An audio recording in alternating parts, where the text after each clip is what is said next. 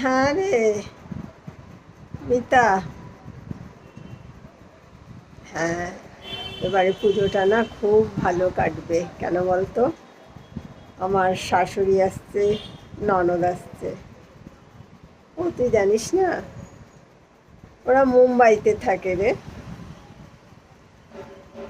Last 3 years ওরা একদম আসেনি কলকাতার পুজোয়। 3 বছর পরে আসছে। ভাবতো কি মজাই না হচ্ছে আমার ভাবতেই। খুব মজা করব এবার পুজোয়।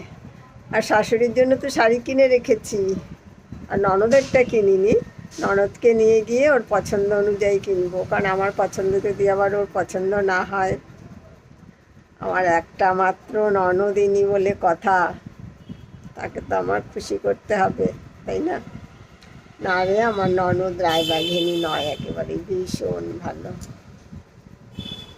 বৌদি, অন্তপ্রাণ। রোজ ফোনে কথা হয়, এমন একটা দিনও যায় না ও আমার ফোনে খবর নেয় না।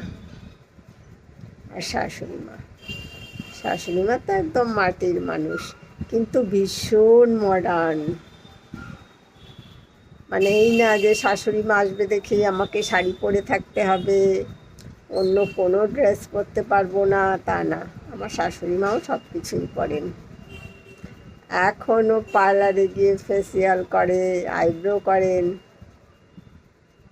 হেয়ার কাটিং তো করেনি,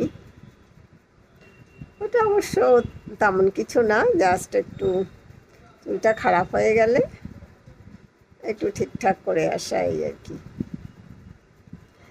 অনেক কাজ, অনেক কাজ, আর বলিস না। ননদ আর শাশুড়ি যেই ঘরটায় থাকবে সেই ঘরটা তো এখন গুছোতে হবে। নতুন চাদর বের করে রেখেছি, পিলো কাভার, ফ্লাওয়ার ভাস টাস বের করে সব রেখেছি। সব কাজের লোককে দিয়ে পরিষ্কার করে রেখেছি।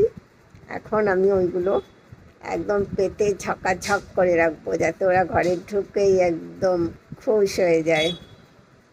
এই রাখছি রে, আজকে আর কথা বলবো না, হ্যাঁ? কাল আবার তোর সাথে কথা বলবো। হ্যাঁ হ্যাঁ হ্যাঁ, জানাবো জানাবো, তোকে সব জানাবার দেখাবো তো, অবশ্যই দেখাবো।